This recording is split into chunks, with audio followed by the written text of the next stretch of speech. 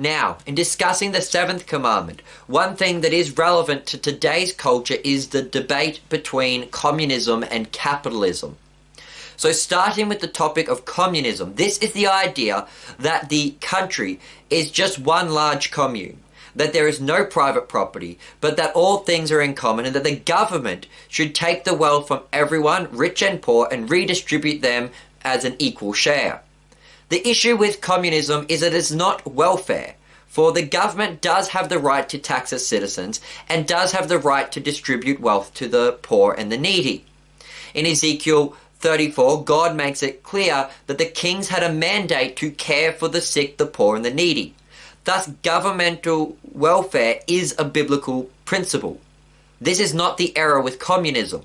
The main error with communism is that communism rejects the idea of private property altogether. In communism, there is no such thing as yours or mine. All belongs to the state, and it is up to the leaders of the state to decide who gets what. This is the sin of communism. For the Bible is clear that private property is a God-given right. The government cannot just take your property. The best example of this is the case of Naboth's vineyard from 1 Kings 21. The king wanted Naboth's vineyard for his own private garden, but Naboth refused, for this land belonged to his tribe and had been assigned to his tribe by God when the Holy Land was divided up.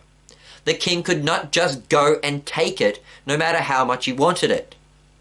Many who are in favor of communism will point to passages in the Bible about giving to the poor and the needy. But the Bible does not say the government can just abolish private property and just give my property to whoever the government decides. The passages in the scripture are about giving to the poor.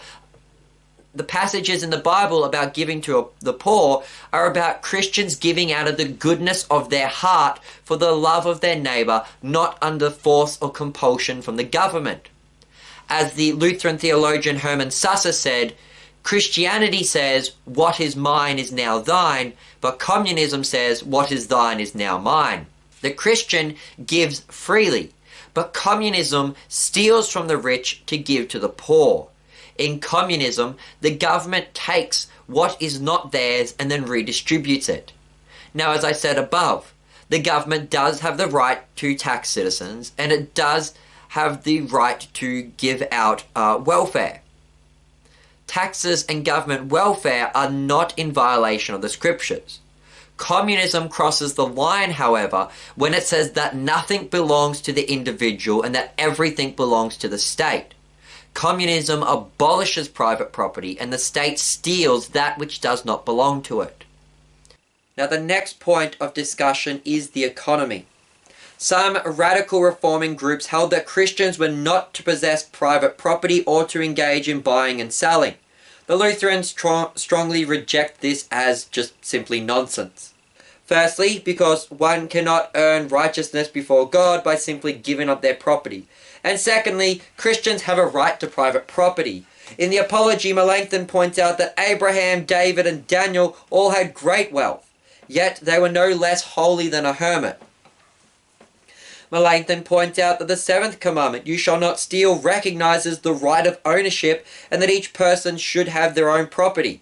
He then criticizes John Wycliffe, who taught that priests were not allowed to own property. From here we can deduce that communism, in which the government or nation owns all property and the individual is not permitted to own anything, is a sin and a violation of the seventh commandment. Now, some socialist-minded Christians like to point to the book of Acts where it says everyone had everything in common, and they use this as a proof of communism. But there is a difference between Christians voluntarily giving up their property versus the government confiscating your property and mandating that you cannot own private property. As Hermann Susser wrote, Christianity says what is mine is now thine, whereas communism says what is thine is now mine. In Acts 5, Ananias and Sapphira surrendered their property to the commune, but they secretly kept some for themselves. When they were rebuked by St. Peter for doing this, he does not condemn them for having private property, but he condemns them for lying. Peter says that if they had sold their property, it remained theirs, and that if they had sold, they reserved the right Peter says that if they did not sell their property, it remained theirs, and that once they had sold the property, they reserved the right to do with it as they please. They did not sin by having private property. They sinned by lying to the commune and seeking to have their own wealth plus the wealth of the commune.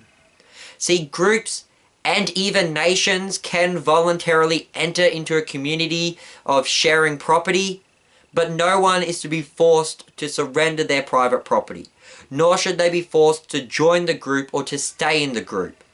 If a nation, for whatever reason, wants to become communist, they do have that right. But they don't have the right to take from people their private property, and if people want to take their private property and leave that nation, then they have the right to do so as well.